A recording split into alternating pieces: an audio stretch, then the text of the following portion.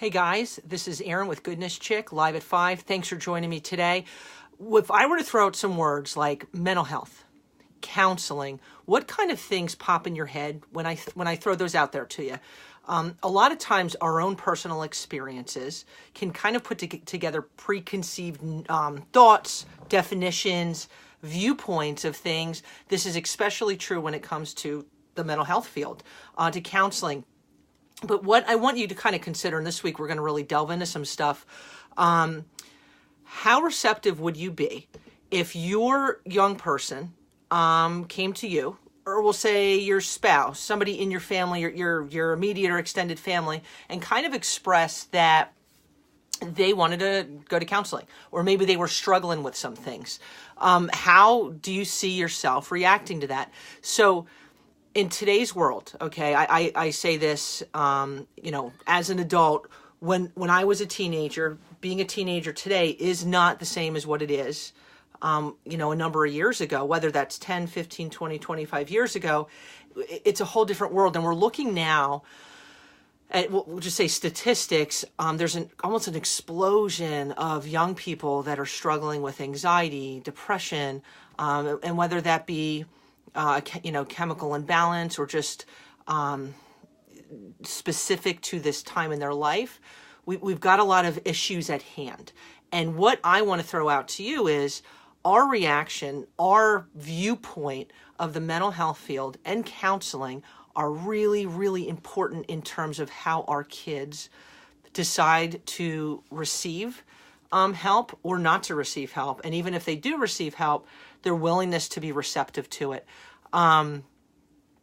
So if I were to ask you what you think about, mental health, do you believe that anxiety disorders exist? Do you believe that depression is a real thing?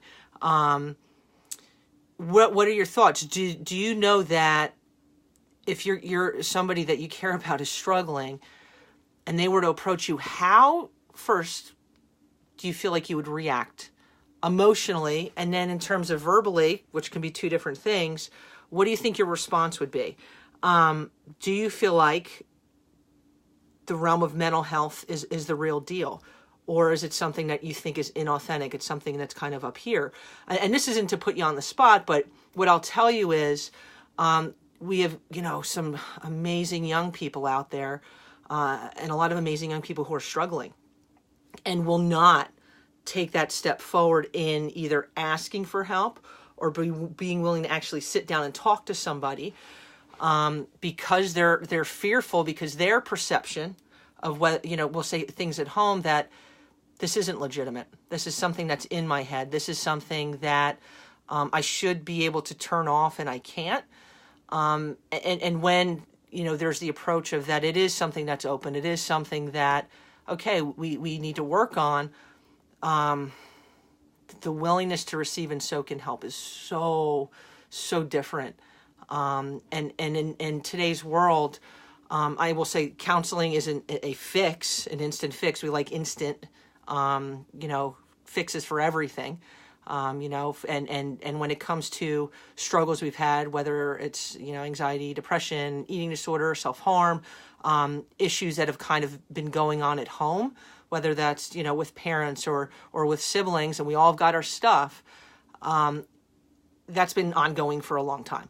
And so if we expect, like sometimes we do, well, I sat down with a counselor because I've been super angry for a while and I've sat down 2 or 3 times, and why am I still angry? Hello, it takes time for that to, and this is kind of how I equate counseling. It's like you've got a whole bunch of stuff in your head, or we'll say this, it's like, when you ask your kid to clean the room, well, what do? They super stuff it under the bed. Well, you ask them a second time, they stuff it under, there's stuff under the bed again, a third time under the bed. Well, at some point after they've been asked to clean the room, there's no more room under the bed, and that's like our heads. We keep stuffing and stuffing and stuffing. Well, all counseling is, it's getting all the stuff, the blip blip, the gook, the extras, taking it out, putting it out on the table, we'll say, sorting it, and then just going from there. It's kind of like, I always say, like we spend, different times of the year where we're cleaning the heck out of our house, but we don't do that for us. And this is really what counseling is. But us as human beings, all right, if we are weird and squeamish and kind of send this message that there's something wrong with you, if you want to go to counseling, there's something shameful about it, holy Moses, we are setting our kids up for some non-good things. Or it's you know, being able to go to somebody who's objective, that you're not going to bump into in the kitchen, that you're not going to, you know, have coffee with on a weekend.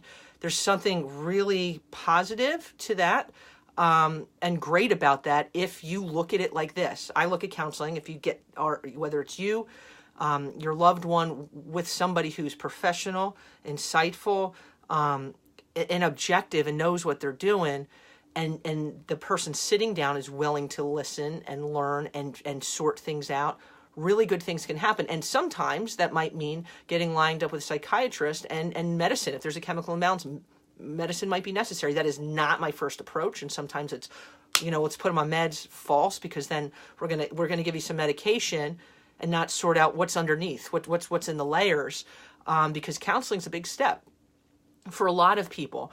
But it's learning how to kind of sort things out and getting to a good place. And if medication's needed, then with that, I say this from me to you: be an advocate for yourself or whoever it is that is receiving that medication, because not every medication fits that one person.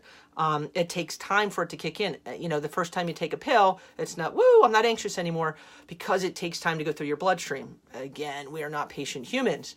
So there's a whole lot of factors to take in, but I'm going to tell you, the ability for that to progress and the ability for our young people, us, our spouses, whoever is in the mix of things, to willingly get help, to be less resistant to get help and begin working on themselves and making themselves a project, which I always throw at my kids, like, get stoked. Don't feel weird and anxious and there's something wrong with me because I'm going to counseling.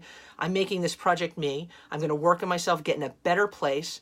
And from this point forward, I'm going forward instead of backwards, or being stationary, which I think sometimes happens, and getting in this rut. Holy cow, it can do good things, but what comes out of your mouth, what different comments, our body language. Our body language can say so many things that words don't need to.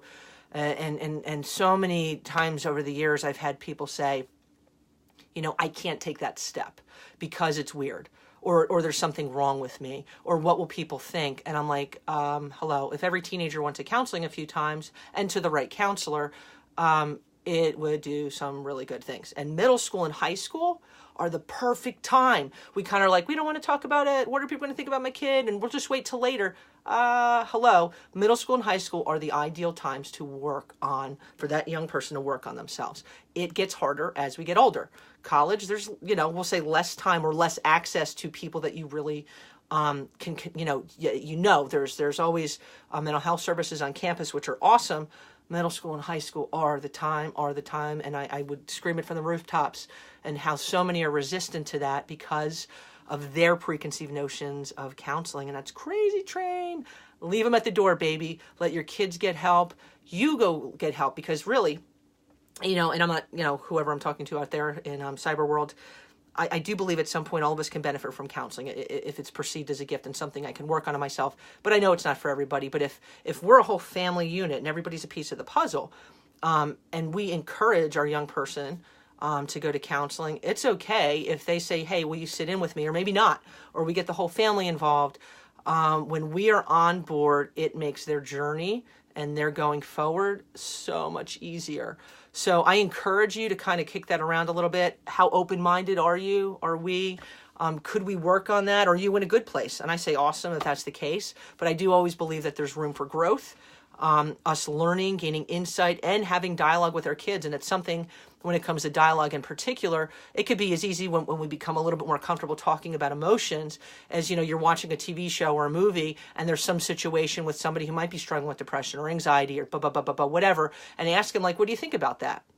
You know, ask them, have you ever had a friend, and I can guarantee they have before they graduate high school, if not middle school, that they've been concerned about, who's been depressed, who maybe has been cutting, who maybe has struggled with anxiety, which is the big one, and a gazillion other things. And did that young person get help? Did their parents know? How did their parents react? So all these different offshoots that I know not everybody's comfortable with, they can kind of start the wheels rolling in terms of dialogue and making the mental health realm, kind of a more comfortable dialogue within your home and between you and your peeps, because it's important. Because if they're not talking to you about it, they're getting their info from their friends or on clicking on the internet or wherever, and it's not as accurate as it is coming from, or as heartfelt from your mouth.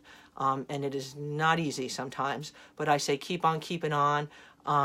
Challenge yourself. And I encourage you that if you have questions, kick them to me. Please, if you haven't already, hop on Goodness Chick Facebook's page, and please follow. Lots of exciting things going on the next 4 weeks. We'll be having a podcast coming out. Super excited for that one. And thanks for joining me today. Have a great one. Peace, love, and goodness.